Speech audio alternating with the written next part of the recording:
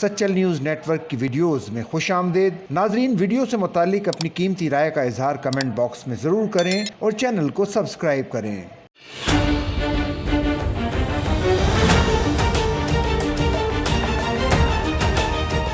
ترجمان پنجاب پولیس کے مطابق سنگل اور ڈبل کیبن بلٹ پروف گاڑیاں کچھ کرمنلز کے خلاف اسپیشل آپریشنز کے دوران استعمال کی جائیں گی۔ سرحدی چوکیوں کے اہلکاروں کو خارجی دہشت گردوں کے حملوں سے محفوظ رکھنے کے لیے پولیس وہیکلز کی بلٹ پروفنگ کی گئی ہے۔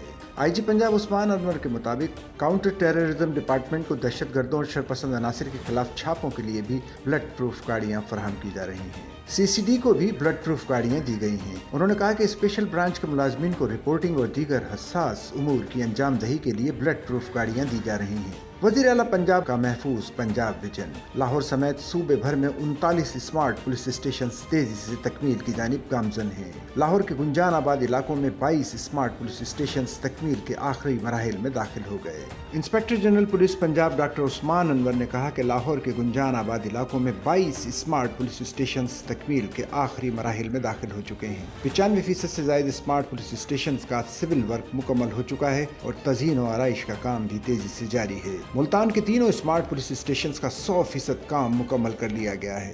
تمام smart police stations special initiative police stations protocol اور ایس او پیز پر فنکشنل ہوں گے۔ لاہور پولیس کے تمام اسمارٹ پولیس اسٹیشنز سرکاری اراضی پر ماضی کی نسبت کم لاگت میں تعمیر کیے جا رہے ہیں اور اسمارٹ پولیس اسٹیشن کی تعمیر کے ذریعے قومی خزانے کو کروڑوں روپے کی بچت ہوگی۔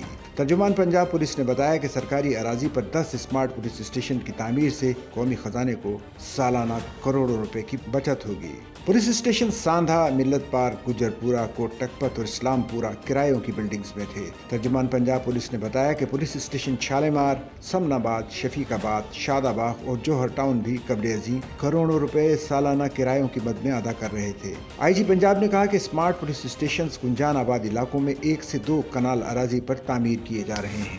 فیصل آباد، گجرانوالہ، رحیم یار خان، راولپنڈی اور سیالکوٹ میں 2 جبکہ اٹک، گجرات، ساہیوال اور شیخوپورہ میں 1 اسمارٹ پولیس اسٹیشن تعمیر کیا جا رہا ہے۔